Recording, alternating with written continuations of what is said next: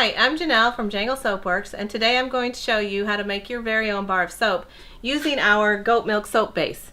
We've already made this soap with fresh goat milk, organic oils, and butters, and I'm going to show you how to add your own essential oils and herbs and spices and colors to make it just how you like it. Now that we have our soap all shredded, I'm going to weigh out 2 pounds for our purposes today so that I know how much essential oils to add. But you can make your batch as big or as little as you like. There's no magic number here. This is called a rebatch soap or a melt and pour. The soap is already made and we're just going to melt it down today and make a new soap with any added oils or scent or colorant that you like. So I'm going to weigh out 2 pounds today. I'm going to tare my scale so we're not weighing the bowl. And we're just weighing the soap. So I have 2 pounds and I'm going to put it in a crock pot. You just need any crock pot. You can use less in a smaller crock pot, or you can pack this even more full because it will cook down. I'm going to turn it on high just to get things started. I'm going to add about a cup of water to my soap shreds.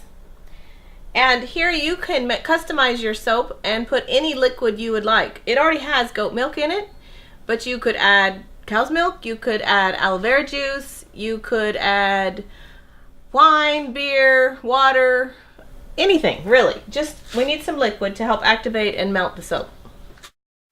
One thing that's important to know is that I don't want you to leave the crock pot on high very long. That's just something to get the soap started. And I'm going to stir in my liquid,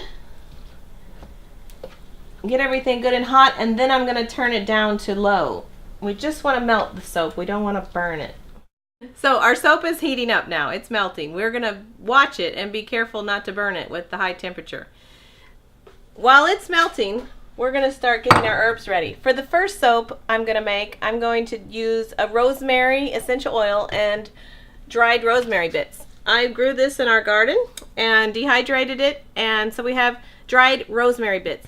When you add herbs to your soap, make sure that you use dried herbs to start with. You can have whole herbs and grind them in a coffee grinder like I'm going to do, or you can buy pre-ground herbs. The finer the better. Also to your preference of exfoliation. The bigger chunks will feel rougher, and the finer you grind it will feel nice and smooth. So I have rosemary here that we grew in our garden and I dehydrated it, and I'm going to add it to my herb grinder. I don't use this cup for coffee, I just use it for herbs.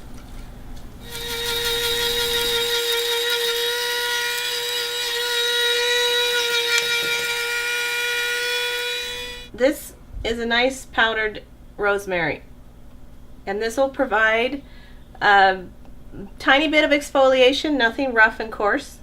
I ground this pretty fine and powdery. You could leave it very coarse, your choice. Now our soap is melting.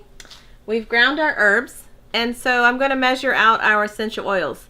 For every pound of raw soap shreds that you use, you want to use 0.35 ounces of essential oil to have a proper formula. You can use less, but I wouldn't recommend using more. The body becomes oversensitized to too many essential oils or fragrances. So I'm going to measure out, since I have 2 pounds of soap, I'm going to measure out 0.7 ounces of rosemary essential oil.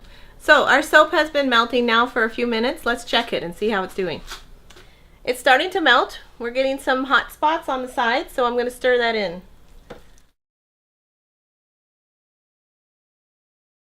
So we've got a good melt started, so I'm going to turn the crock pot to low now so we don't get too hot. At this point, once I take it off the hot crock pot, we need to work quickly or else it hardens pretty quickly. So we're going to work fast, and then we're going to put the soap into the mold.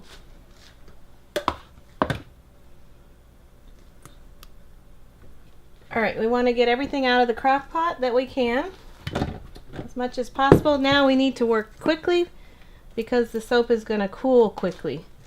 So I'm going to pour in my rosemary essential oil, and I'm going to, you can measure this, I'm just going to do a little bit at a time to see what I like. There's no perfect formula for the added herbs. You probably don't want to add too many. It might get rough. I think I'm going to add another pinch. Stir it in. While the soap is still hot, you have time to work with it.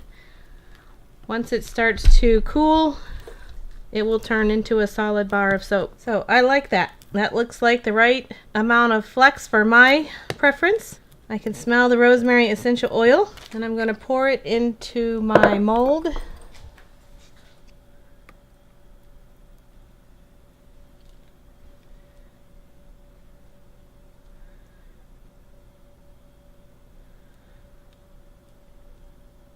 I have poured it into a soap maker's mold, a silicone mold. You can use just about anything to mold your soap, anything you have at home, a orange juice carton, a paper cup, a cardboard box lined with plastic wrap.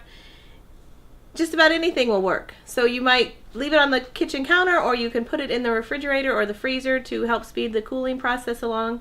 But about 24 hours later, we can come back and cut it. So here we are, 24 hours later about. And my soap is totally cooled off. I just left it on the countertop.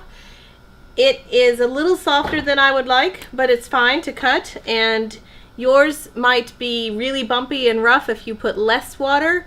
If you put more water like I did, it'll be really soft and smooth. And the only difference that makes to the soap is that it just has to sit and dry out and cure a little longer. The soap is still fine. So let's take it out of the mold. So we're going to loosen the sides.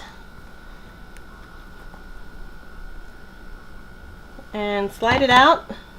If your soap block doesn't pop right out of the mold, it might just need another day or two to sit and harden a bit more. That's fine, nothing wrong with that. Or you can put it in the freezer to get it cold and then pull it out of the mold. Here I have my soap on the soap cutter, but any kitchen knife or spackling blade will work perfectly. Here we have our finished bar of rosemary herb soap.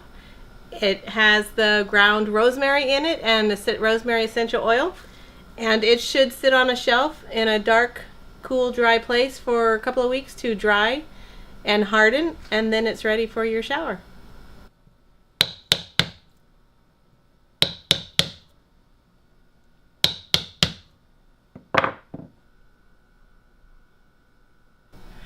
Thanks for watching. Now you can make your own personalized rebatch bar of soap.